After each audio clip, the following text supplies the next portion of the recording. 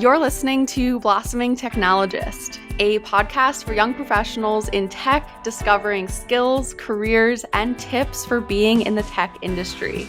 I'm your host, Marisa, and today we're joined by Lakeidra Smith, the founder and CEO of the Cyber Consultant, LLC, and author of Cybersecurity, A Beginner's Guide to Cybersecurity. The Cyber Consultant, LLC helps businesses create safe, fun digital spaces while providing quality digital skills and education for internet users around the globe.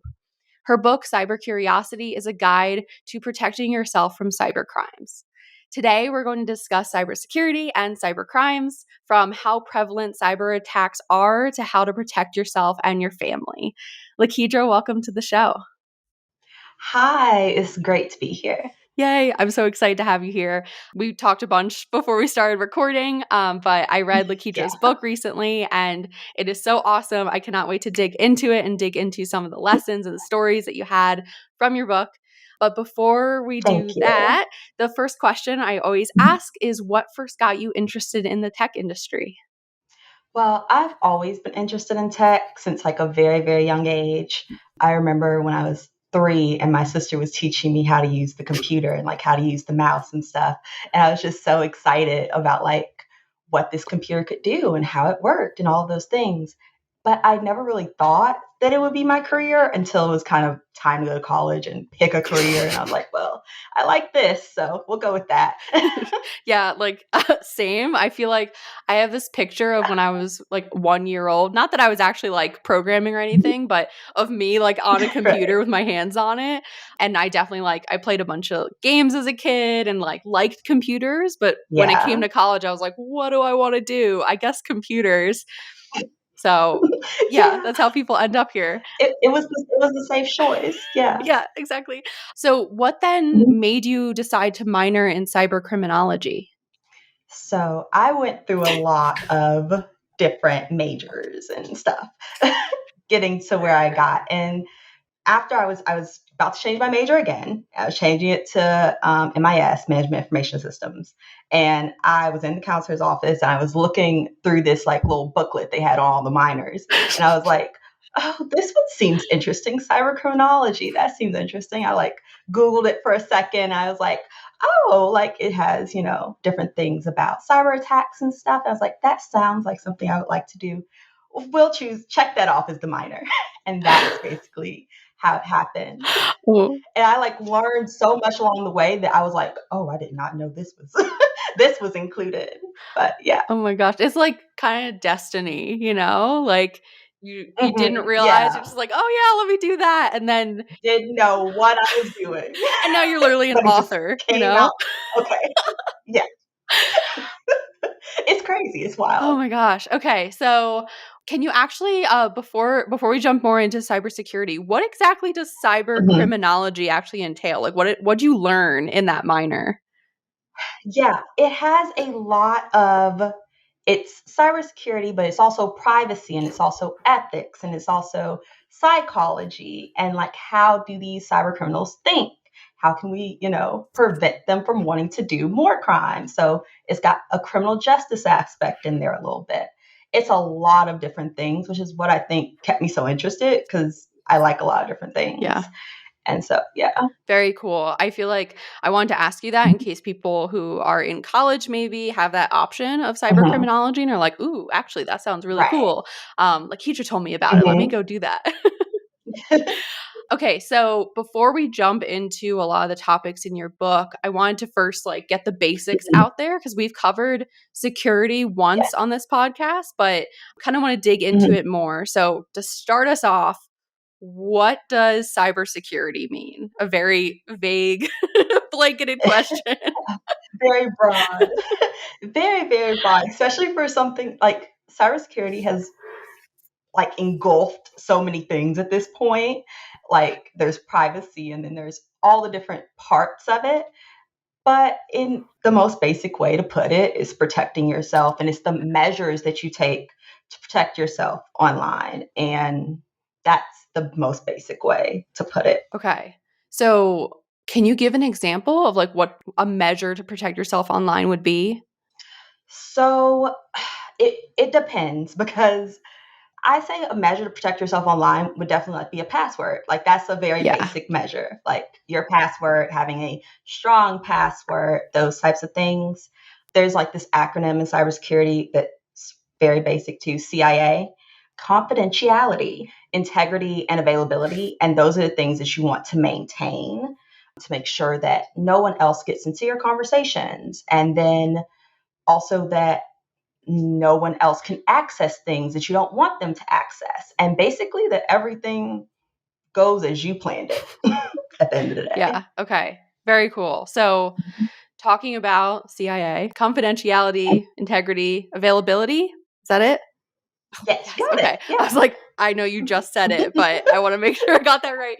Well, it took me a while. Right. We actually Yes. talked a little bit before this call about how like I'm a software developer and I've gotten some training on security because you have to in order to have Mhm. compliance with your company.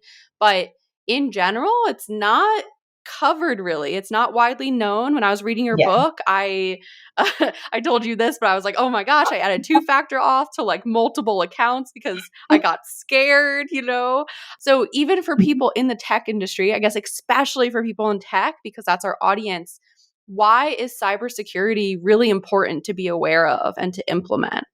Yeah. And you brought up compliance. I always say like compliance is bare minimum. The laws are very bare minimum, especially in the US. It's not very robust and doesn't cover a lot of things. So when companies or individuals are looking at compliance, they're like, oh, well, we've checked all the boxes, but were they really hard hurdles to jump in the first place? Like, did they really protect everyone? And I also think a thing that tech professionals can easily fall victim to, because I have myself, is thinking that you're above it. Like, I know all of these things about tech, or I know all these things about cybersecurity. I've taken these classes, yada, yada. And so nothing can happen to me because I know what to do. And I think that's a really dangerous mentality because then once something does happen, you're shocked and confused and you're not prepared. Yeah. Can you share maybe a personal example from when that's happened? Like you have, Yeah. done something that resulted in a cyber attack against you or information, whatever, that you can share to show like even a cybersecurity expert falls victim to some stuff. Yeah. I wrote about it in the book that I found out from a text message from my bank, and I was like, it was like $300 gone, $50 gone, like back to back to back, and it was like you're in the negative now. Like it's so bad. Now you're in the negative. And I was in college, and I was like, oh crap, what's happening? I was at my tech support job. Number one, I was at tech support job, and I'm like, oh my god, I'm being in real time. I'm like, what do I do? And like I call like my family. I'm like, what am I supposed to do? Like, I didn't know what to do. And they were like, well, go to the bank. They were so calm. Like, go to the bank. It'll be fine. And I was like telling my coworkers, like, I've got to go. I've got to go. I'll be back. I'll figure this out.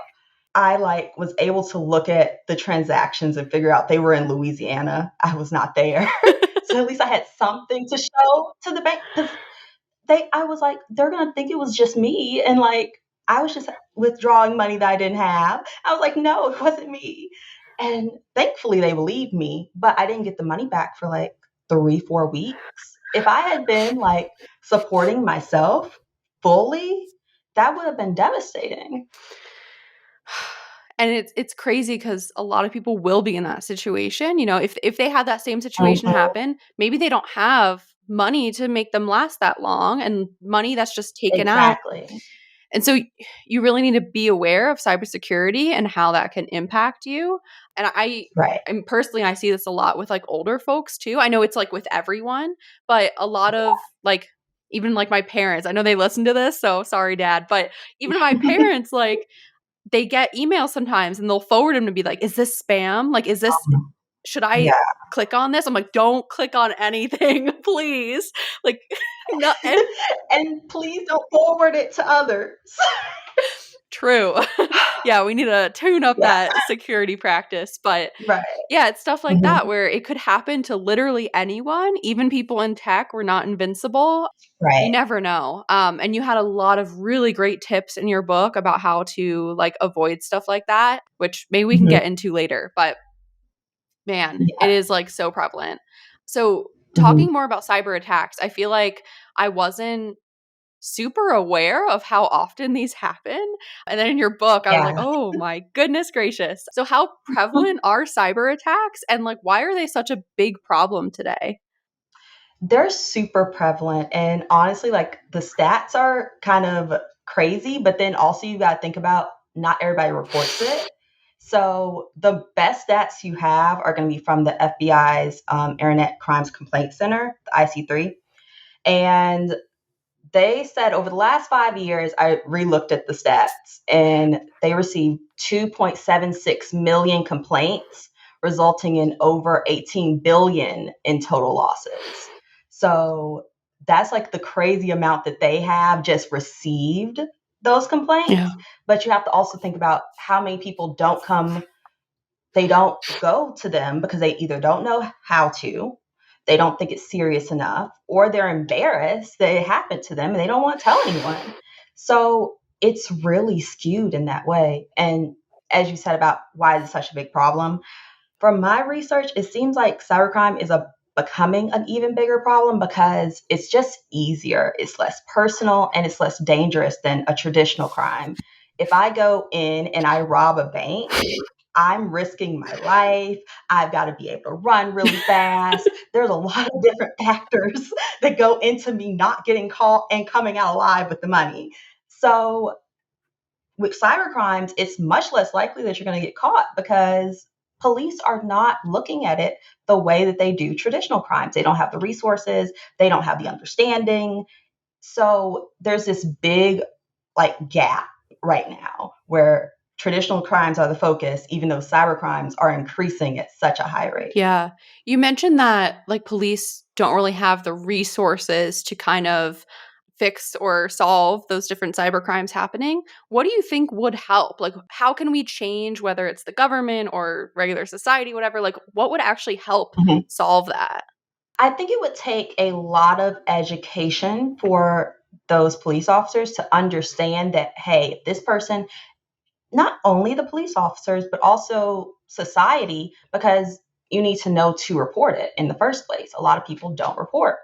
And so if you don't report, you can't get help. But a lot of people don't report because they think they can't get help. So it's kind of like this, it feeds into each Yeah. other. So we need to educate the police officers on what cyber crimes are, why they're important, and why they're basically just traditional crimes in another venue, in the venue of cyberspace. Because you can take money out of the person's bank account just like if you were robbing the bank. It's the same thing, but it's just a different place. Yeah. And I think it's really important how you called out that like even regular people in society need that education too. Mhm. Like I feel lucky enough Yeah. to, work at a company that, makes me do that compliance, makes me do some sort of training for security. And if I didn't have that, it's Yeah. like I never learned that in college. I never learned that in anything else. And that should almost be like a tenet of Right. adulting, or even before then, like kids. Honestly. Yeah. I know you cover that in your Yeah. book too. Could you talk a little bit about how parents should educate their children about cybersecurity? Yeah, for sure. I do have like a whole section in my book that is dedicated to vulnerable populations, as I call them, the kids and the elders, because they are at their most vulnerable. The elderly don't know much about technology in general, so they're trying to navigate it. And kids just don't know anything about the world in general, so they believe most of the things that come towards them. So I think the most important thing that parents can do is know what their children are doing online. It's less likely that your child is going to fall victim to a predator if you have an open line of communication with them and they know if something seems sketchy, I can go tell my parents and they won't judge me for having, started this conversation or whatever happened. They'll just help me get out of it because I feel like that's so important, because so many kids get roped into these predatory situations online and they don't know how to get out of them. And that's when it becomes really scary. Yeah. And I think it's interesting thinking about how, like, as a kid, you're told, don't talk to strangers. But for some reason on the internet, it Mhm. seems better. It's okay. Yeah. It's like, oh, it's okay. Like, I Mhm. even did that as a kid. Like, Yeah, I talked to strangers on the internet. same. Never thought anything of it. Luckily, nothing ever became bad. Like, it was fine, but Right. that's going to happen more and more today because more people are on the internet. And I'm also thinking, Yeah. because we have a more like young professional audience, for anyone who has maybe siblings who are younger and maybe parents who don't fully Right. understand the technology, that's your opportunity to bridge that gap between those populations and Right. explain to your sibling, like, hey, like, this is what's happening, or this is why you should be very wary of the people you meet online. My number one thing to tell children is don't share any of your personal information and don't send any pictures. Please, I beg of you, no pictures. Yes. You don't even want to know where the pictures will end up. No. And actually, you mentioned that, and I'm thinking back to, I think this was in your book where you said how, like, anything you put online, it is there forever, whether you delete it or not. And Yeah. that really hit home for me, where I was Mhm. like, oh, like, we always feel Yeah. like we delete something and it's gone, but that's just not true. Yes, I'm wondering, do you have any it's not. more like info on like how does that work? How are things not getting deleted? Well, like the metadata and stuff is always going to be there. So you can delete it all you want. You can take it off your cloud. You can take it off, but it's never gone. I'm not like an Yeah. expert in digital forensics, but I know that they do a lot of work Yeah. and they can bring basically anything back. It doesn't matter what you did to it. That's crazy. And I know it's crazy. It's insanity. And you think about today where we have like Google Photos, for example, like pictures I take automatically go to Google Photos and that's automatically stored in Yeah. Google's cloud. And so that data, even when Hmm. I delete it from my phone or from Google Photos, like it still exists in some capacity somewhere. And so like Yeah. Google has it somewhere. somewhere. Yeah. Somewhere. Um, okay, so for people listening who want to get better at cybersecurity, protect themselves against cyber attacks, what are some of those first steps people can take to be more secure? Yeah, I would definitely, like you were saying, like you went in and you did the two-factor authentication. Like that's what I would definitely recommend first. It's super simple, but it's something a lot of people forget to do. And do that on all your most important accounts first. And then I would say, if you have the time, go through and like carve out some time every like few weeks. Let me go through 10 passwords that are not safe and redo those. I recommend using a password manager for that so that you can have all of your passwords and they can autofill somewhere because I know it's very difficult to remember all of your passwords and people are always like, "Well, you're telling me not to write them down, but how am I supposed to remember them?" You don't have to remember them yourself. You can put them in a password manager and that'll be perfect. Also just kind of educating yourself on what threats are out there so like when you see a threat you know it, because if you don't know it you can't do anything about it and you won't know how to protect yourself. Also watching your bank account, make sure that nothing that's suspicious is coming out, and if it is, make sure you tell your bank immediately because usually it does start with small transactions and then they're like testing it to make sure the card still works. So then they're going to put bigger transactions after that.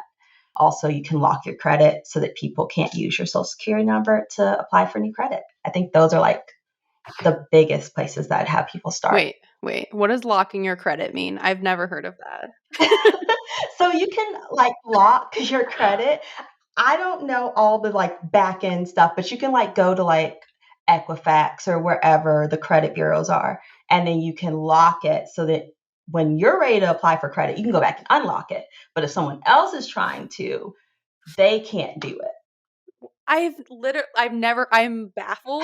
Like I don't have words. Yeah, it's not it's not super like I don't think a lot of people know about it, but Wow. it would definitely Okay. it So that's like helps. when you're, applying for a Mhm. loan or, get a new job Yeah. or whatever, then you unlock it, allow Mhm. it, and then when it's done, you lock it. Yeah. Mhm. Oh my gosh. Okay. Yeah. I wanted to dig into that first because I was like, oh my God, I don't know what that is. Mhm. And then I want to talk about two-factor for a second. So I've told people to Yeah. do two-factor authentication. And also, I am not the biggest proponent of it either because it's annoying, Like you go to It's sign in, annoying. you type in a password, and then you have to go to your phone, you have to type in a code, etc. Like, what is that pro and con? Like, how do you balance, dealing with two-factor, but also the security of it. Does Mhm. that make sense? Yeah, I completely get it. I know it's annoying. It's very annoying.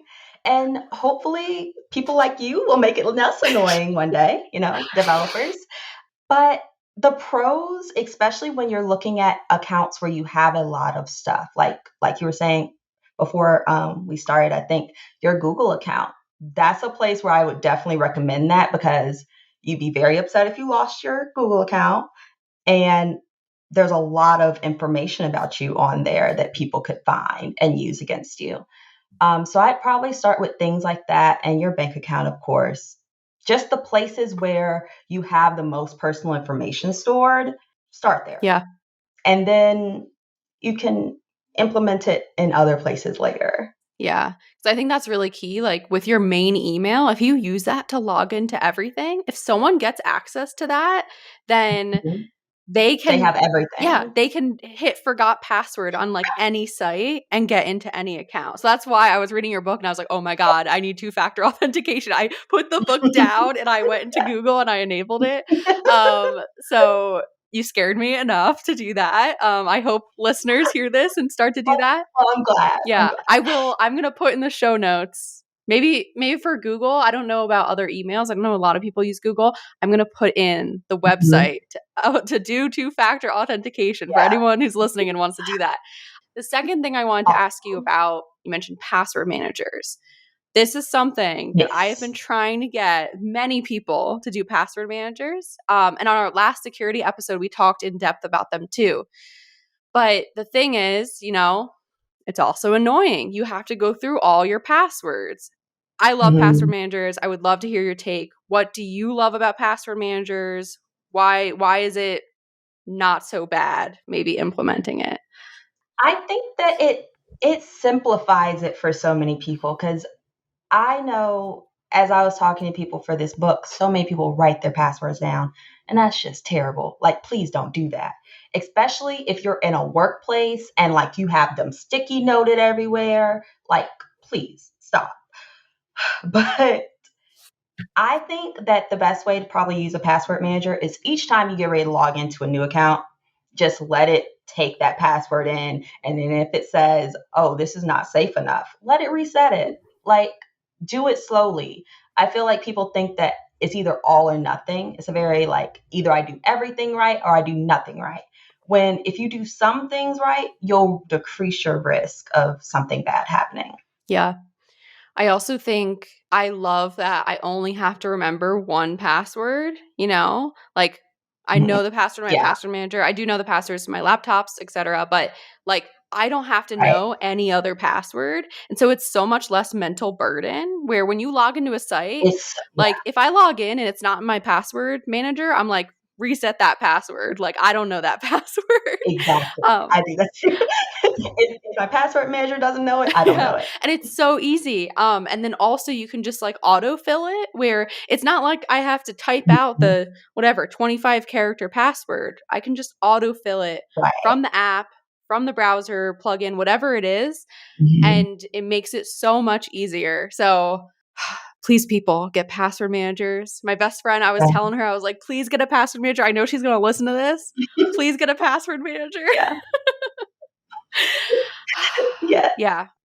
In the long run, it'll save you so much time. Yeah, so much time. And I know some of them have a cost to them. Do you actually have a recommendation for a good password manager? I personally use LastPass. I say everybody can do their own research on what they feel like is best for Yeah. them, but that's the one that I would recommend. Cool. Yeah. I love LastPass. I had to switch over to 1Password for my Mhm. job, but also really loved LastPass and 1Password. Right. Oh, so good. So important. Is there anything else you think I should ask you or you'd like to talk about? I know you had on here about what was the most appalling I did. I story skipped that. from the book. Gosh. Okay. We will put that in. I think I got so excited about asking. And if there's any ones that you wanna mention, go ahead and Yeah. throw those in. Um, okay, cool. So another question for you. What was one of the most appalling stories about cyber crimes that you found while researching your book? There's several of them, but probably the most appalling was the one about medical ID theft, which I was just blown away about because I had no idea about it until I just stumbled upon it when researching. So this guy, he was a pilot and he went to his mailbox one day, thought he was just getting a regular old bill. It was a medical bill for $44,000 for a surgery that he never had. And so now he's like, what's going on? And he had this whole investigation done because I guess he had the money to do that. And they found out it was a convicted felon had used his social security number to go and check into the hospital and get his surgery done and all of that using all of his information.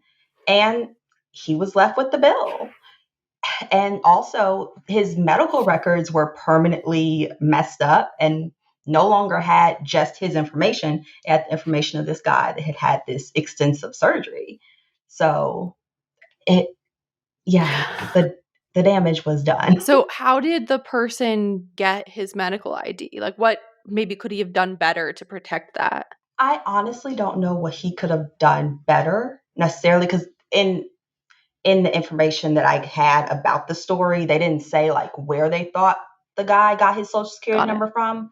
My best guess would be somewhere on the dark web because there are websites dedicated to social security numbers and credit card numbers and all of people's personal information when they get stolen from another way. They go sell it on the dark web for like $2, $3.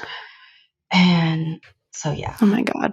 especially since the guy was already like a convicted criminal, he probably knew about that type of thing. It's just crazy. I mean, also, you covered a lot of like how the dark web works and like kind of like what it is in your book. And maybe I'm Mhm. just too naive. I never really thought about it. I was just like, oh, yeah, like the world, Yeah. butterflies, rainbows, Mhm. unicorns. But you're like, oh, yeah, like there's like tons of people in the dark web just selling stuff here and there. And like, like people need to read your Yeah, book. they're selling things you'd never want to hear about. I remember sitting in a cybercriminology class, which is when I first learned like about the dark web, and our teacher was like, "Yeah, I'm really not supposed to show you this, but I'll show you because like we're doing this research on the dark web." And she pops up on the screen, and it's like credit card numbers as far as I can see, and people's names and their addresses and everything that you would need to use said credit card. And I was just like, wow. She was like, yeah, they're selling them for about $2. I'm baffled. It was eye opening. Like, it was very eye opening. Like, oh my goodness. Oh my gosh. Yeah, And it's also like a place where a lot of predators come to meet up and do things that you don't want to hear about. yeah. And it's Yeah. incredibly hard to track too, you know? Like people like the Yeah. police, they cannot really track people cuz you know, you can hide your IP, you Mhm. can maybe use a VPN, like whatever it is, people are very good Yeah. at hiding. And so you almost need to Mhm. do the best you can to protect the information that you have to avoid that cuz it can happen to Right. anyone, which is ah. It could happen to anyone.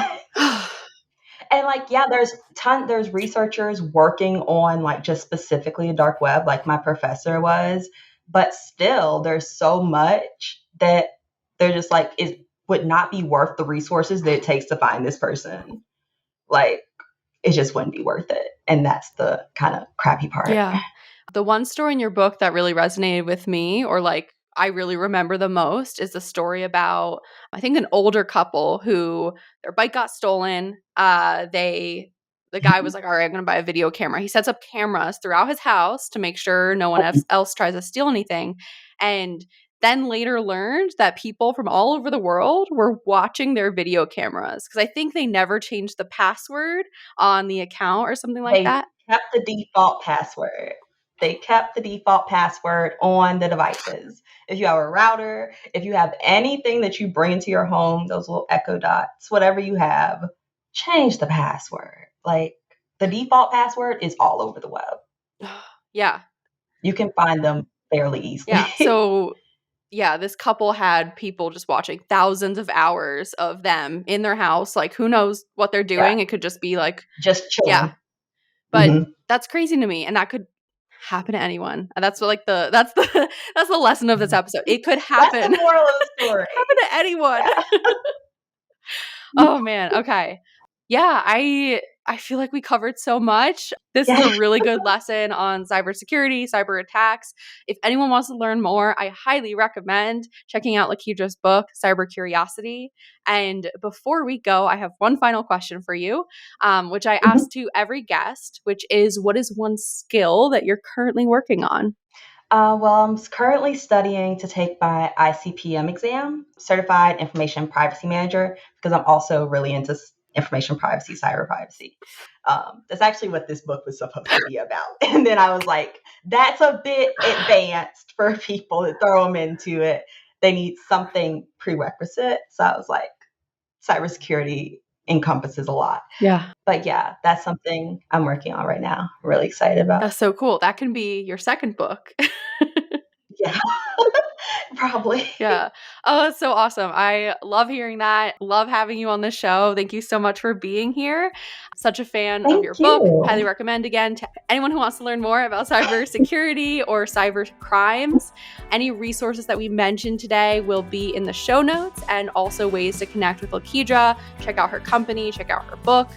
Thank you everyone for listening, and we'll see you next time where we'll continue blossoming together.